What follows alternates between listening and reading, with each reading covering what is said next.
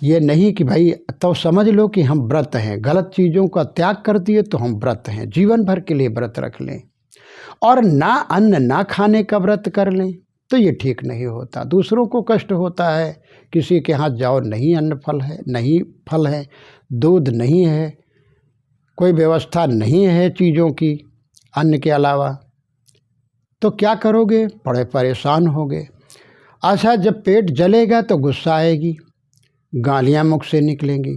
तो तमाम लोगों को देखा गया है, आग तापते हैं लेकिन गाली देते रहते हैं। क्रोध इतना जोरों से है, मान सम्मान किसी ने नहीं किया, उनकी त्याग तपस्या की वाहवाही नहीं की,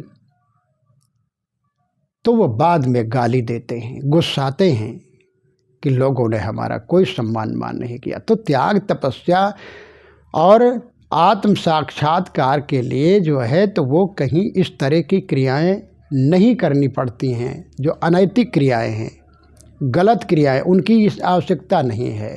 और जब तुम करते हो दुनिया की झूठी वाहवाही तो तुम्हें मिल जाएगी, लेकिन तुम्हारा कल्याण नहीं होगा, आत्म कल्याण नहीं होगा। आत्म कल्याण होगा कि आत्मा को ठीक से जानकारी कर लो कि मैं शरीर नहीं हूँ, शरीर में रह रहा हूँ। और हमें त्याग तपस्या भजन भक्ति कर कर के, ध्यान साधना कर कर कर के, विषय वासनाओं से दूर रह कर के ही मोक्ष की प्राप्ति होगी। आत्मबोध वाले गुरुदेव के पास जा कर के जब हम स्वयं में घूमेंगे, स्वयं में उतरेंगे, स्वयं में अपने आप को झांकेंगे गुरुदेव के, अच्छे पारखी गुरुदेव के द्वारा, तब हम स्वयं का बोध करके जब अपने आप में ठहराव करेंगे, समाधि में जाएंगे। समाधि का मतलब नहीं है कि अब जिंदगी भर हम बोलेंगे नहीं, किसी तरफ देखेंगे नहीं, मन की साधना कर लो, ध्यान आपका एकाग्र हो जाए अपने आप में तो समाधि में आप हैं। तो जब समाधिस्थ हो जाएंगे इस तरह तो जीवन भर रहेंगे, फिर अंततः गत्ता तो मोक्ष प्राप्त ही होगा। जब वासना नहीं रहेगी किसी तरह तो मोक्ष प्राप्त होगा। अगर नहीं मोक्ष कर पाए, मोक्ष गति को नहीं प्राप्त कर सके हैं, कोई साधना में त्रुटि रही है, तो शरीर धारण फिर करना पड़ेगा, तो अच्छा शरीर मिलेगा, मानव का शरीर मिलेगा, फिर साधना में डट जाइए और डट जाते हैं। तो इस तरह हमारी ध्यान साधना वह न हो जो लोगों के दिखावे के लिए हो, कि लोग वाह वाह करते हैं, कपड़े पहनते हैं, सबको कपड़े पहनना चाहिए, निर्वस्त्र नहीं रहना चाहिए। हमारे ऋषि मुनि पहले रहे तो बलकल बसन पहन लेते थे, कुछ नहीं होता था तो पशुओं की ही खाल पहन लेते थे, कुछ की चटाई पे रहते थे और पत्ते आसपास बांध लेते थे कि गुप्तांग ढक जाएं, हम नंग न रहें। केले की लंगोटी लगा लेते थे, बलकल बसन पहन लेते थे, लेकिन नग्न नहीं रहते थे, क्योंकि नग्न तो पशु रहते हैं, मनुष्य नहीं।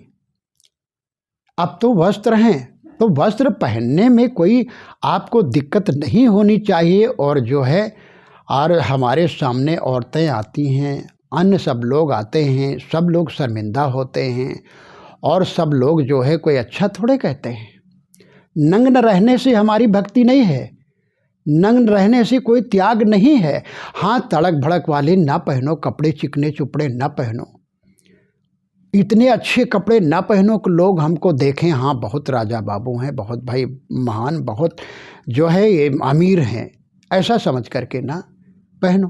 बल्कि शरीर को ढकने के लिए, शरीर जीवन चलाने के लिए भोजन की आवश्यकता, शुद्ध भोजन, शुद्ध हवा और शुद्ध जो है जो हमें आवास चाहिए, निर्वाह के लिए आवास चाहिए और जीवन जीने के लिए भोजन शुद्ध चाहिए, शुद्ध हवा चाहिए। शरीर की रक्षा के लिए वस्त्रों से ढकना चाहिए शरीर को। पशु नहीं कर सकते, विवश हैं, जानवर नहीं कुछ कर सकते हैं, लेकिन मनुष्य तो मौसम के हिसाब से वस्त्र धारण करते हैं और मौसम के हिसाब से भोजन करते हैं, मौसम के हिसाब से रहते हैं, सारा व्यवहार कार्य करते हैं। तो हम लोग ज्ञानी हैं, बुद्धिमान हैं, पढ़े लिखे हैं और भजन भक्ति में लगे हैं। यदि हम लोग नग्न रहेंगे तो हम लोगों को, अपने शिष्यों को क्या शिक्षा देंगे कि बेटा मर्यादित जीवन जियो, मर्यादा पूर्वक रहो, अमर्यादित न रहो, ढके रहो अंगों को ढके रहोगे तो मर्यादा बनी रहेगी। और शुद्ध कपड़े, हाँ, अश्लील वस्त्र न पहनो, अमर्यादित वस्त्र न पहनो, लेकिन अपने तन ढकने के लिए, साधना करने के लिए जो है वस्त्रों को पहनना, शरीर रक्षा के लिए वस्त्रों को पहनना जरूरी है। समय के हिसाब से कम पहनो, थोड़े पहनो।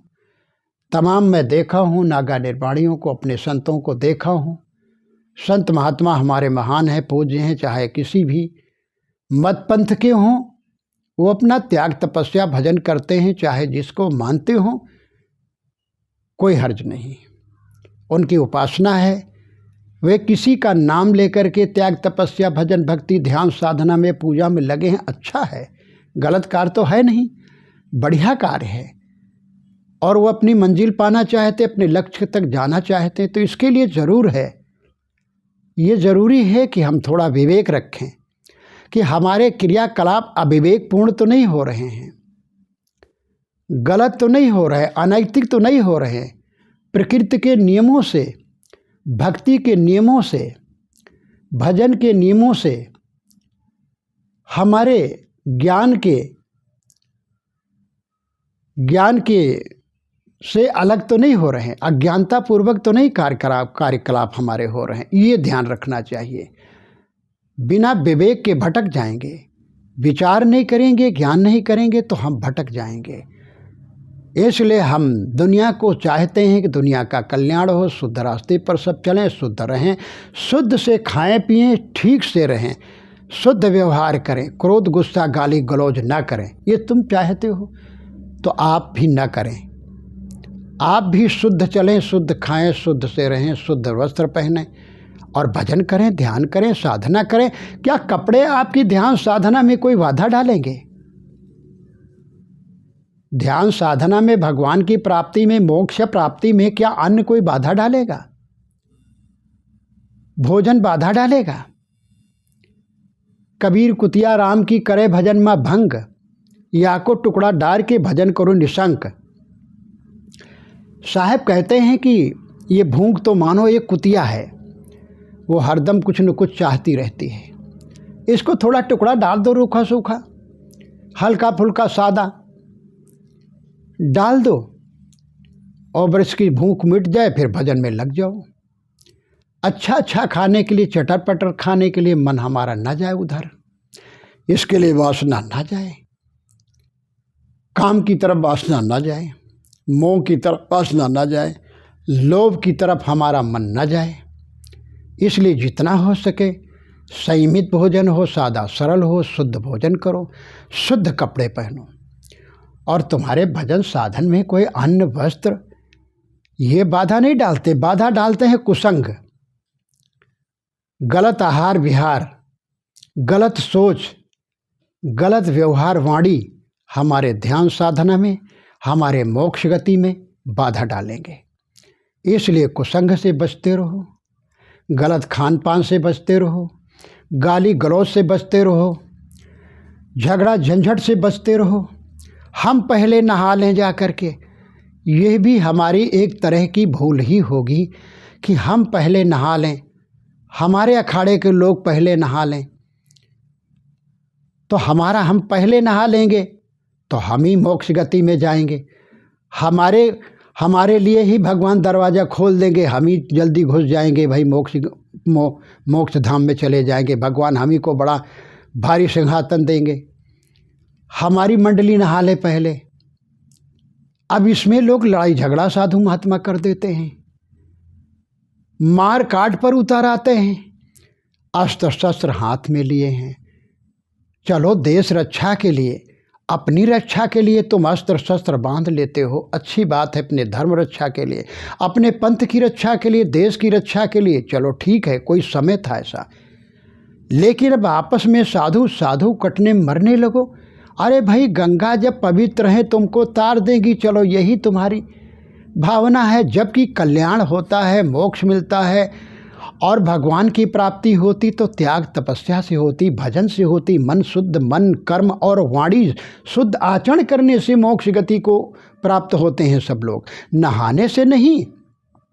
अगर नहाने से ही मोक्ष गति को प्राप्त कर लें हम सब लोग, तो हम तब सब लोग मानो 12 साल के बाद नहा रहे हैं, साल भर के बाद नहा रहे हैं, या अमावस्या में केवल अमावस्या नहा रहे हैं, लेकिन उसी पानी में घड़ियाल पड़े हुए हैं, कछुए पड़े हुए, मछलियाँ पड़ी हुई हैं, अन्य कीड़े मकोड़े तमाम रहते हैं, ज़िंदगी बीती जाती मुर्दों को खाते खाते, और उन बेचारों का आज तक कल्याण नहीं हुआ कि वो कोई भी मोक्ष गति को प्राप्त हो जाते, भगवान कोई भी मान ले आते। और तुम एक बार नहा लेते हो और वो उसी गंगा में पड़े हैं, उसी तीर्थ में पड़े हुए। मैं देखा एक कुंड में, पंडों के कब्जे में कुंड था, और उस कुंड की सफाई हुई तो उसमें मछलियाँ पली हुई थीं, और तीर्थ का कुंड था। मैंने देखा कि इतनी इतनी भारी मछलियाँ उस कुंड में, तमाम लोग दाने चुनाते थे तमाम, और कई बरसों की मछलियाँ हो गई तो आदमी से बड़ी बड़ी हो गई ज़्यादा। तो उसमें ला करके बेच दिया, और मारने वाले आए, पकड़ने वाले आए और पकड़ करके ले गए, और उनको ले जा करके बेच दिए, और खाने वाले खंड खंड कर दिए होंगे। कितनी नरकीय जिंदगी उसमें गुजरी, अंततः गोत्ता उनकी मृत्यु कैसे हुई, उस तीर्थ में पड़े रहे, वह मछली मत से तीर्थ में पड़े रहे, और उनका मोक्ष नहीं हुआ, कल्याण नहीं हुआ। तो ये हमारी भूल होगी कि हम किसी कुंड में नहा लें। आदमी कर्तव्य नहीं करनिया सुधार्यो नहीं, मन बेईमान हो करनिया सुधार्यो नहीं। राम राम हरि हरि रटे रहमान हो करनिया सुधार्यो नहीं। अरे कर्मों को सुधारा नहीं, मन को ठीक नहीं किया, वृत्तियों को, चित्त वृत्तियों को अपनी पवित्र नहीं किया, अपनी वासना ठीक नहीं किया, कर्म आचरण ठीक नहीं किया, और मान लिया कि हम गंगा गया में नहा लेंगे, त्रिवेणी में नहा लेंगे, और हम पहले नहा लेंगे तो हमारा कल्याण हो जाएगा, और तिथि पर नहा लेंगे और समय पर नहाएंगे तो ठीक है, और असमय नहा लेंगे तो वो गंगा मैया नहीं तारेंगी, वो शक्ति का नहीं रह जाएगी गंगा मैया में। तो देखिए, इस तरह ध्यान रखें। हमारे साधु महात्माओं से, उनसे मेरा निवेदन है, इस समय तो तीर्थ में नहा रहे हैं, इस समय तो भाई महाकुंभ में डुबकी लगा रहे हैं, 3 बजे से ही डुबकी लगाने लगते हैं। तो ये न समझो, और जहाँ तक मेरी आवाज़ जाती हो, वाणी जाती हो, श्रोतागण देखने वाले लोग ये ध्यान दें कि अपने मन को ठीक करो, अपने आहार विहार ठीक करो, अपने बुद्धि को ठीक करो, अपने विचारों को ठीक करो, और अपने कर्म आचरणों को ठीक करो, तब तुम्हारा कल्याण होगा। नहाओ, नहाना बुरा नहीं है, तीर्थ में जाओ, तीर्थ जाना बुरा नहीं है, तीर्थ में जाओ, संतों के दर्शन करो, मन विचारों को ठीक करो, और अपने कुकर्मों को छोड़ने का संकल्प लो, कल्याण तुम्हारा होगा। साधना भजन भक्ति में जुट जाओ, बढ़िया। लेकिन जो मारपीट कर दिया जाता, साधु संत ही जब मारपीट, नहाने के लिए मारपीट करेंगे, पुलिस लग जाए, कई जगह देखा मैंने, हरिद्वार में देखा तो सबके तब्बल और बर्छी भाला और त्रिशूल सब जमा करके पूरा मैदान में पुलिस वालों ने, जिलाधिकारी का जो है कप्तान का ये आदेश हुआ तो सब जमा कर लिए महात्माओं से सब औजार, कि कहीं मारपीट न कर दे, सब खून कत्ल न हो जाए, इतना झगड़ा झंझट। अब बताइए, जो साधु महात्माओं के द्वारा लोगों को ज्ञान मिलता है, त्याग तपस्या और भगवान प्राप्ति का संदेश मिलता है, मानवता का संदेश मिलता है, आत्म कल्याण का संदेश मिलता है, देश दुनिया के कल्याण के लिए ज्ञान मिलता है, और वो संत महात्मा केवल नहाने के लिए झगड़ा करते हैं आपस में, साधु महात्मा कटे मरे लड़े, तो इस दुनिया का कैसे कल्याण होगा? दुनिया के लोग कौन जो है शिक्षा ग्रहण करेंगे? उनका कौन सा अच्छा मैसेज जाएगा? वो देश विदेश के लोग देखेंगे और जाएंगे अपने घरों में, कहेंगे बाबा लोग भैया बड़े लड़ाकू होते हैं, गाली मार करते हैं, अरे दादा एक महात्मा के ये मार दिया, उनको मार डाले, उनको मार, खचाखच मार हो गया, पुलिस ना आती तो कितने साधु महात्मा मर जाते, और कितने हाथी और ऊँटों से अपने और घोड़ों से अपने रौंदा देते आम जनता को। तो ये कहीं ज्ञान है? ये विवेक है? ये त्याग तपस्या नहीं है। आप सोचिए, भगवान कहीं हैं तो भगवान कैसे आपके ऊपर खुश होंगे? कैसे मोक्ष गति को जाएंगे? उन्होंने तो भेजा, जाइए आप, मनुष्य का शरीर आपको मिला हुआ है तो भजन करिए, भक्ति करिए, साधना करिए, मन को ठीक करिए। और आप वहाँ गए तो कपड़ा त्याग दिए लेकिन क्रोध नहीं त्यागा, अन्न त्याग दिए, लोभ नहीं त्यागा, और जो है और तमाम चीज़ें त्याग दिया लेकिन नशा नहीं त्यागा, गाली नहीं त्याग दिया, क्रोध नहीं त्याग दिया, लोभ नहीं त्यागा है।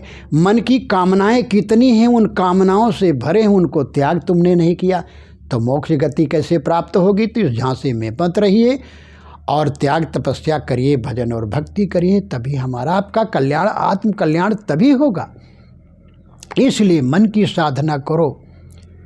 गोस्वामी जी भी कहे हैं, देह झुराए पिंजर किया धरे रैन दिन ध्यान, तुलसी मिटे न वासना बिना विचारे ज्ञान। तुम्हारी जो वासना है वह चाहे जैसी वासना हो, वह वासना बिना विचार के, बिना विवेक के वासना का अंत नहीं होगा। तो वासना बार बार 84 योनि में ले जाएगी, बार बार शरीर धरना पड़ेगा, बार बार कष्ट सहना पड़ेगा।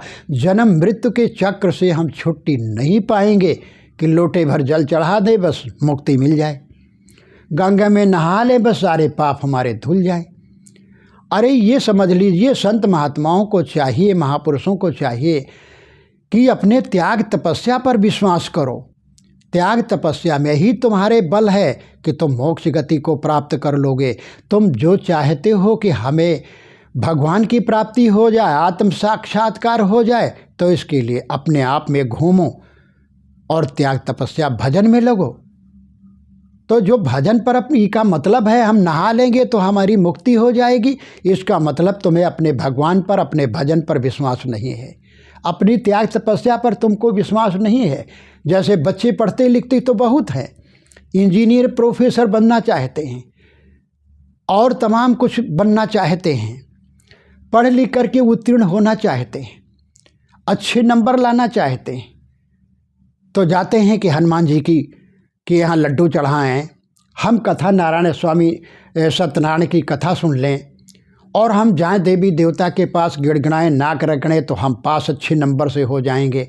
इसका मतलब तुम्हारे अपने अध्ययन पर, तुम्हारे स्वाध्याय पर, तुम जो पढ़ाई किया है उसमें तुमको विश्वास नहीं कि हमने जो अध्ययन किया, हमने खूब मेहनत की है, तो अपने मेहनत पर ही भरोसा रखो। भरोसा तुम नहीं रखोगे तो तुम्हारे कोई दूसरे कोई भजन, दूसरे कोई तुम्हारा थोड़े तुमको उत्तीर्ण कर देगा, तुम्हारा कल्याण कर देगा। या कोई मंदिर के देवी देवताओं उपासना के लिए हैं, चलो उनके पास बैठो, ध्यान साधना करो, उनको मानो, आदर सम्मान करो, लेकिन क्या तुम्हारे नंबर वो बढ़ा देंगे? वो प्रोफेसर बन करके बढ़ा देंगे? कॉपी जांचने वाले जो होते हैं, क्या वो तुम्हारे नंबर कोई बढ़ा देंगे? पीर पैगंबर? ऐसा तो नहीं हो सकता है कि फेल होने वाले हो पास कर दें वो। या तुम जा रहे हो, दुष्कर्म में लगे हुए हो, तो कौन ऐसा भगवान है, कौन देवी देवता है कि तुमको मोक्ष गति में ले जाएगा? दुख के कर्म करते हो तो सुख की तरफ तुम्हें सुख में ले जाएगा, तो ऐसा तो नहीं है।